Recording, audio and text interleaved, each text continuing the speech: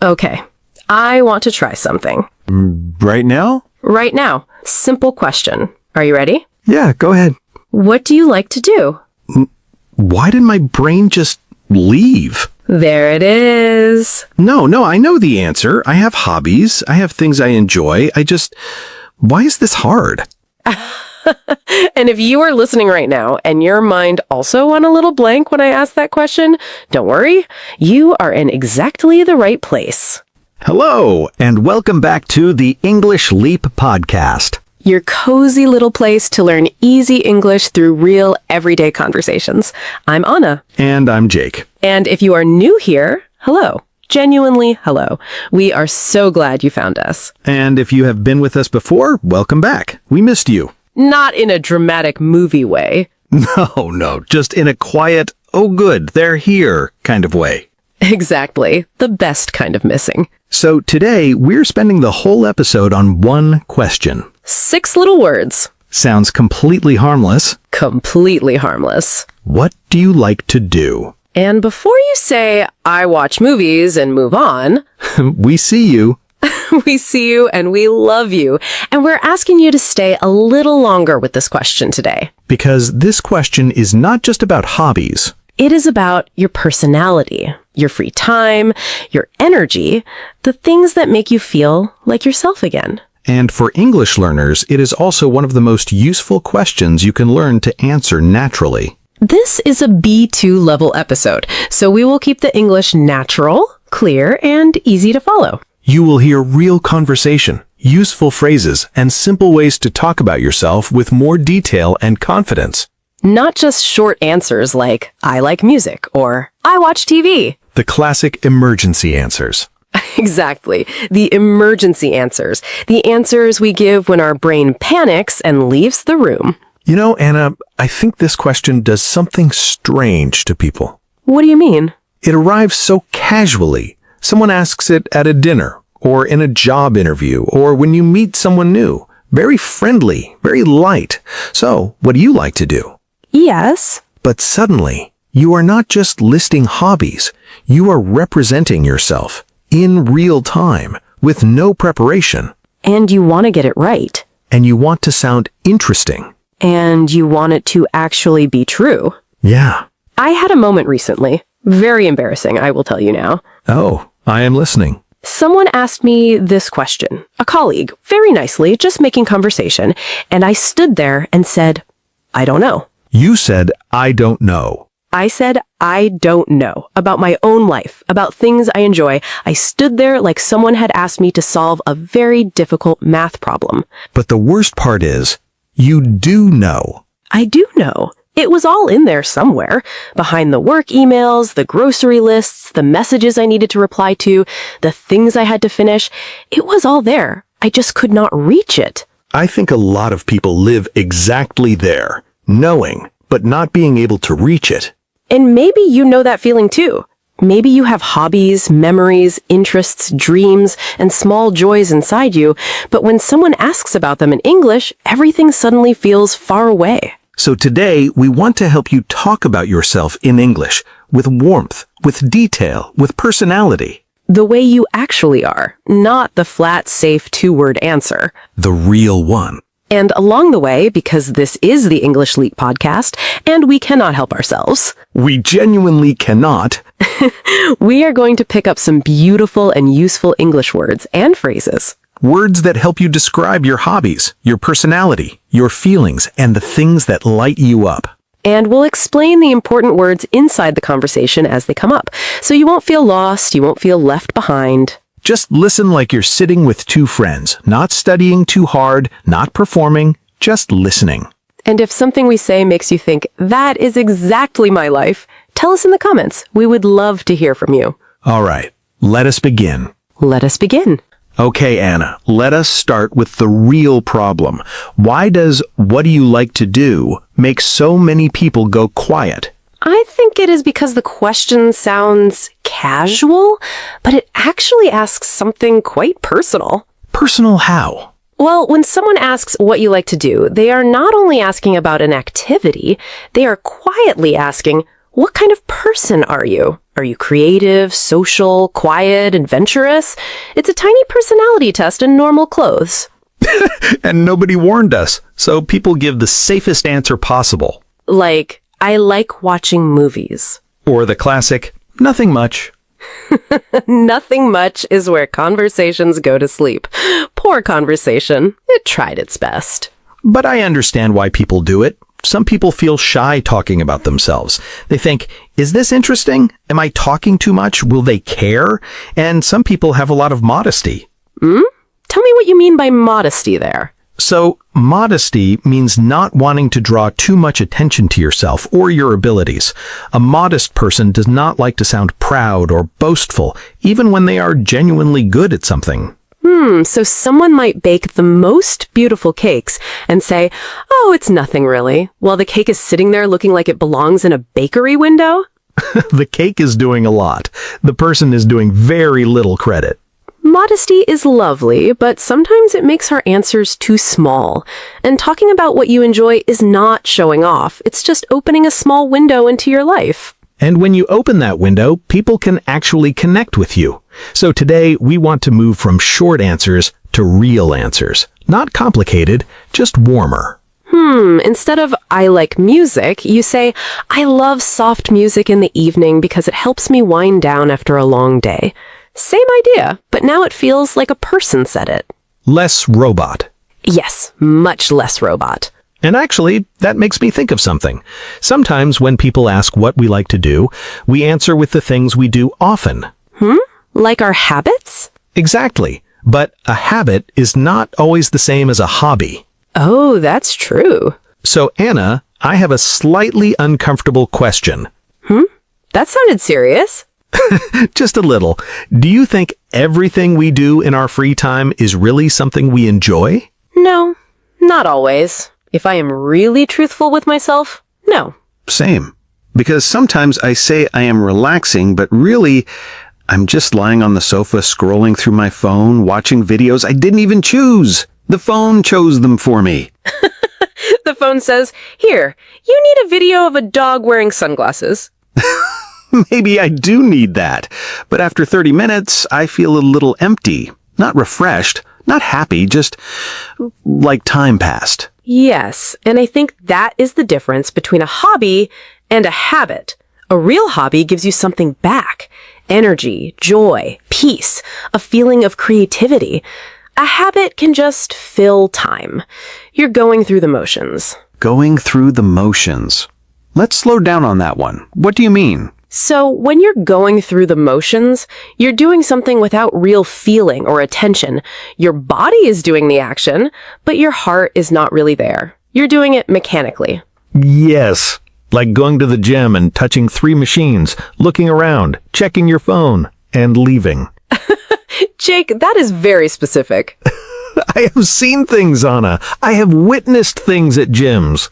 Or sitting with a book but reading the same paragraph 5 times because your mind has gone somewhere else entirely. So, when we ask, what do you like to do, maybe the better question underneath it is, what makes me feel better afterwards? Because if I spend an hour drawing, walking, cooking, talking with a friend, and afterwards I feel lighter, then that activity really matters to me. Oh, for me, walking does that.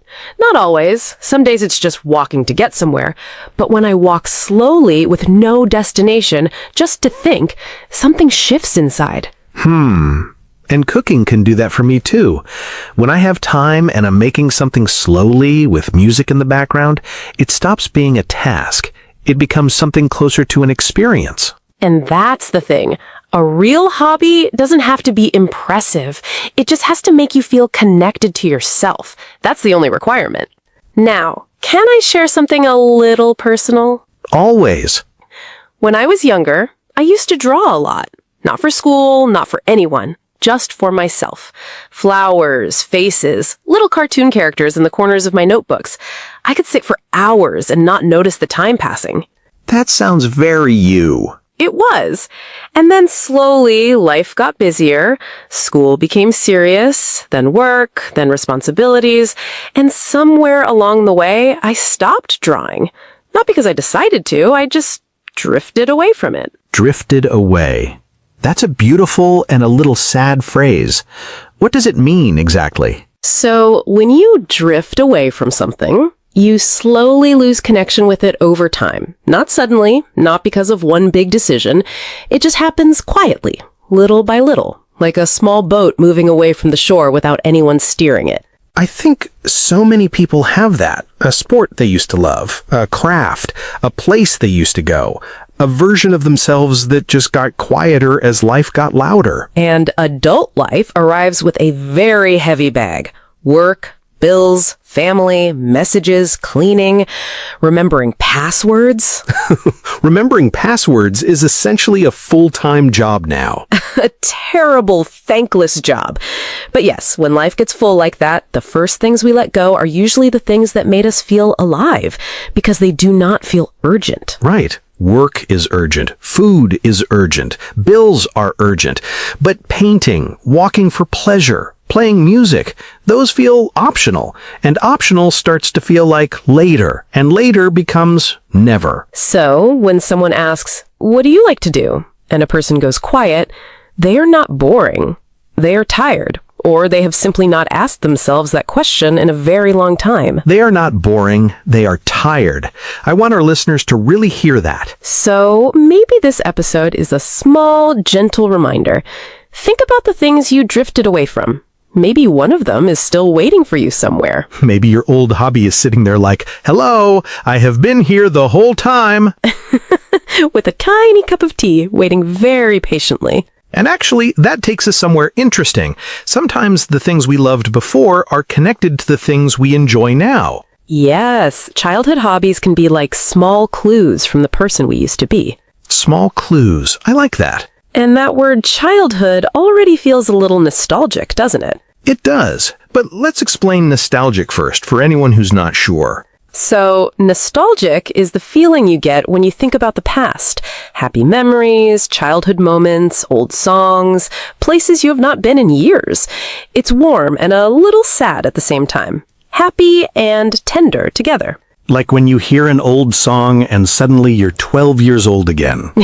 One second you're a responsible adult, the next second you want cereal and cartoons. That happens so fast. So, Jake, what did you love doing as a child? Football. No hesitation. None at all. None at all. Every day after school, rain, heat, mud, bad shoes, it didn't matter. We used bags as goalposts, sometimes an old shoe. Once, I'm fairly certain, a rock. A rock? We were professionals with limited equipment. But what I remember most is not even the game itself.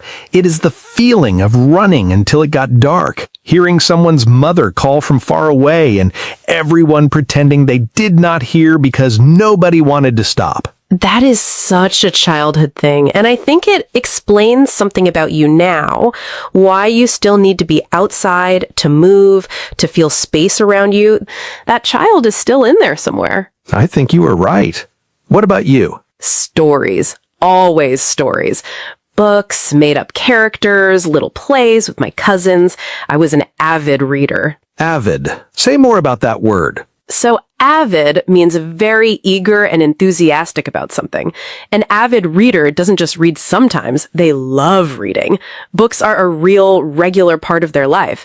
You can say avid reader, avid traveler, avid football fan. So you were the child reading under the blanket with a torch after bedtime. Yes, committing very serious crimes against sleep. A tiny rebel. A very tired rebel, but I think stories still shape who I am. The love of conversations, films, podcasts, hearing how people see the world. It all started in those books under the blanket. And I think that's the point for our listeners. If you don't quite know what you enjoy now, look back. Ask yourself, what did I love before I cared what other people thought? What made me lose track of time completely? Maybe the hobby doesn't need to restart exactly as it was, but it tells you something. If you loved building things as a child, maybe creating still matters to you. If you loved stories, maybe imagination is still important. Childhood hobbies are like little clues. Small clues from the person you were before life got too noisy. Okay, from the past to the future. Very smooth, Jake. Thank you. Anna, what's one thing you've always wanted to try, but keep putting off? Pottery. That came out fast. Because I've thought about it many times. I want to sit at a pottery wheel with clay and make a bowl that is probably not straight. A bowl with personality. Yes, a bowl that says, I tried. But you said putting off. Let's explain that. Yes, to put something off means to delay it. You want to do it, you intend to do it, but you keep saying later, next week, maybe next month. And I keep putting pottery off. I look at classes online, I get close to booking, and then I close the page. I tell myself I will do it when I have more time. And then time says, no thank you, I am busy. Exactly. What about you? Swimming. Properly swimming, I mean. I can survive in water. Let us say that. Surviving is not the same as swimming, Jake. No, it is not. I want to learn the actual technique. Breathing, movement, rhythm. Some people swim like dolphins. I swim like I am negotiating with the water. Please, water, let me pass. I mean no harm. Very polite, very desperate. But I want to get into it properly this year. Get into something. That is a lovely, useful phrase. To get into something means to start becoming genuinely interested in an activity and begin doing it more seriously.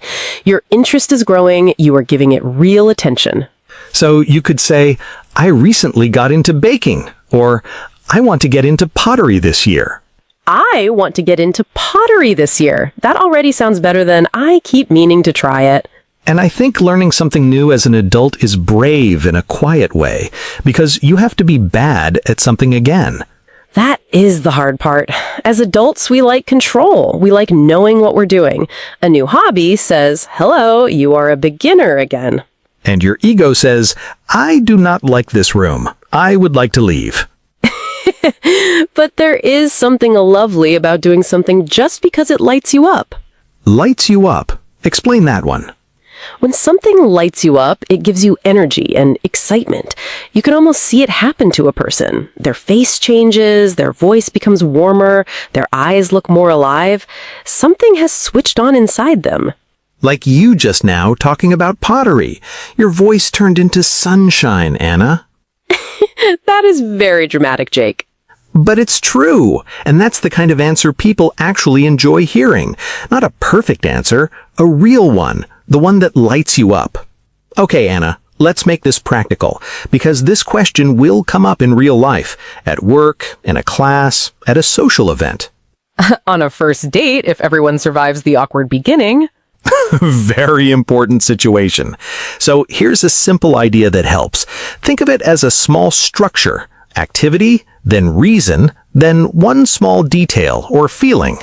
So instead of saying, I like reading, you say, I love reading mystery stories because I enjoy trying to figure out what happens before the end. And instead of I like walking, you say, I go for evening walks because it helps me decompress after a long day.